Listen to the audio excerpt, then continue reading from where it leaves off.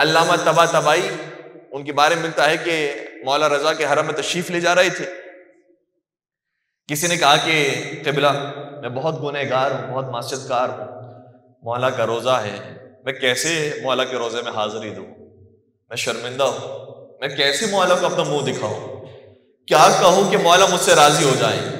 جیسے ہی جملہ سنا فوراً سے کہا علامہ طباطبائی نے، امام رضا کی بارگاہ میں ان کی دادی فاطمہ زہرا کا واسطہ لے کر جاؤ.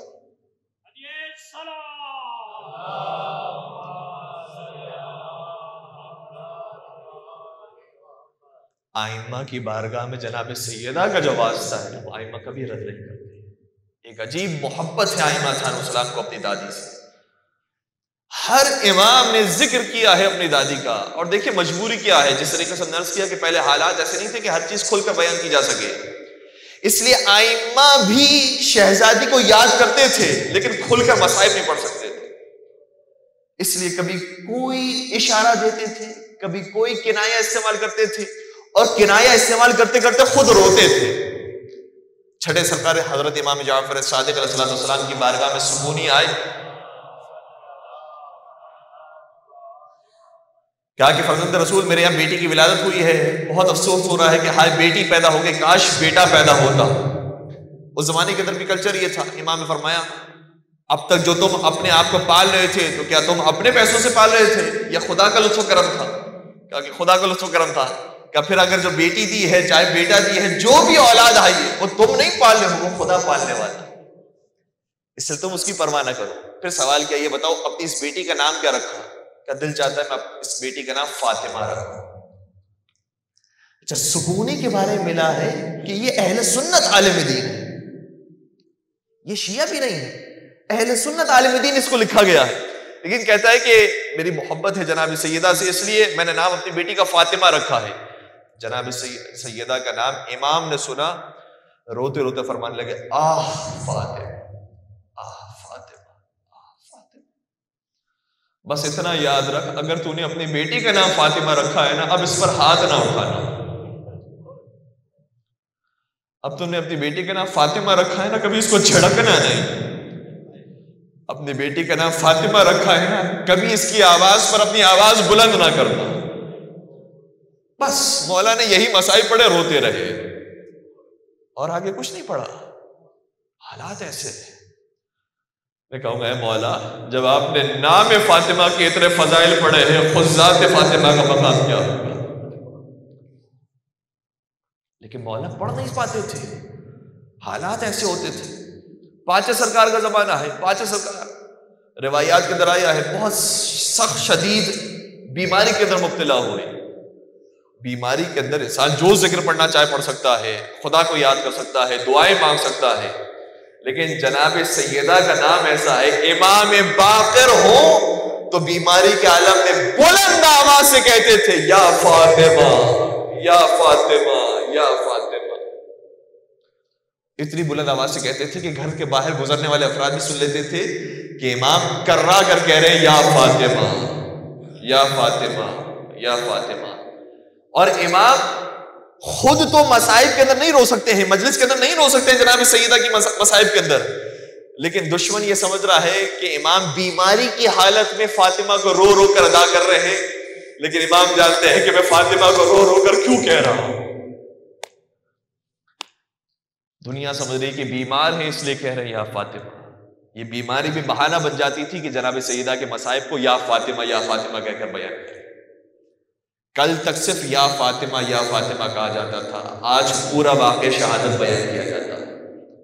ایک وقت وہ آئے گا کہ جب ان کے قاتلوں کے نام کو بھی بیان کیا جائے گا. تو حالات بہت تیزی سے تبدیل ہو رہے ہیں.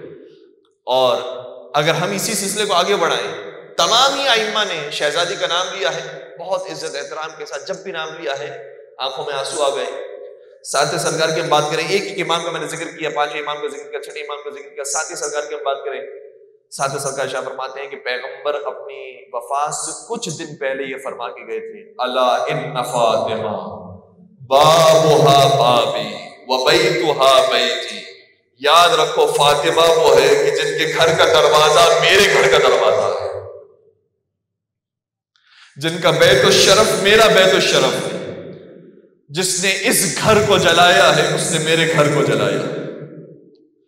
جناب امام کاظم تھوڑی دیر کا توقف اختیار کرتے ہیں، آنکھوں میں آنسو آ جاتے ہیں اور روتے روتے فرماتے ہیں خدا کی قسم وہ گھر جلایا گیا، خدا کی قسم اس دروازے کو گرایا گیا.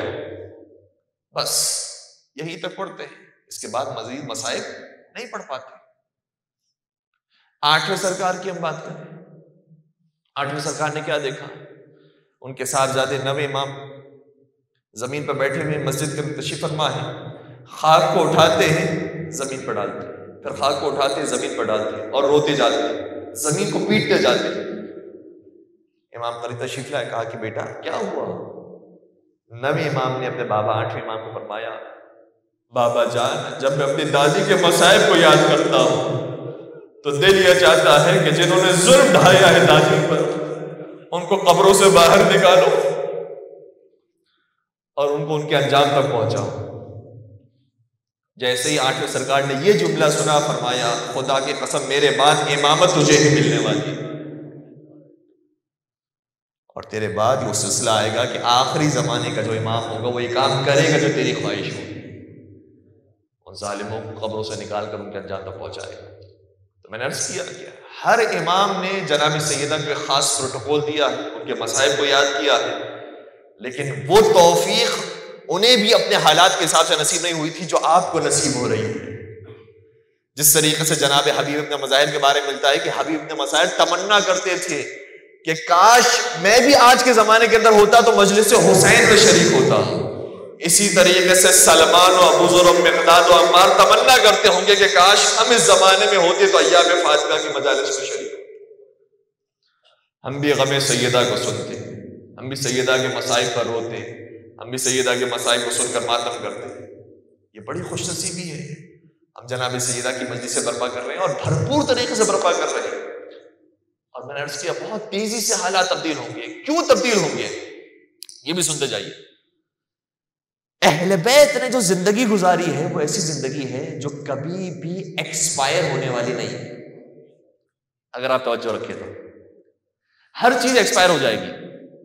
ابھی آپ سب کے پاس موبائل موجود ہے، ٹھیک ہے، فرض کیجئے بڑا اپڈیٹڈ موبائل ہے، 10 سال نہیں گزریں گے اس کو ڈسٹ بن میں پھینک دیا جائے گا، ایکسپائر ہو گیا، اس کا وقت گزر گیا. آپ نے جو پہلے موبائلز خریدے تھے ان کے ساتھ یہی کیا ہے، گھر میں بیکار پڑے ہوئے ہیں یا پھینک دیا گیا ہے. جتنی بھی چیزیں آتی ہیں وہ سب ایکسپائر ہو جاتی ہیں، ختم ہو جاتی ہیں، چاہے بہترین سے بہترین ہو، خوبصورت ترین ہو، صاف ترین ہو، بہترین اس پر محنت کی گئی ہو، سب چیزیں ایکسپائر ہو جاتی ہیں. اگر کوئی چیز ایکسپائر نہیں ہوتی تو وہ انسان کا اخلاق ہوتا ہے. انسان کا کردار کبھی ایکسپائر نہیں ہوتا.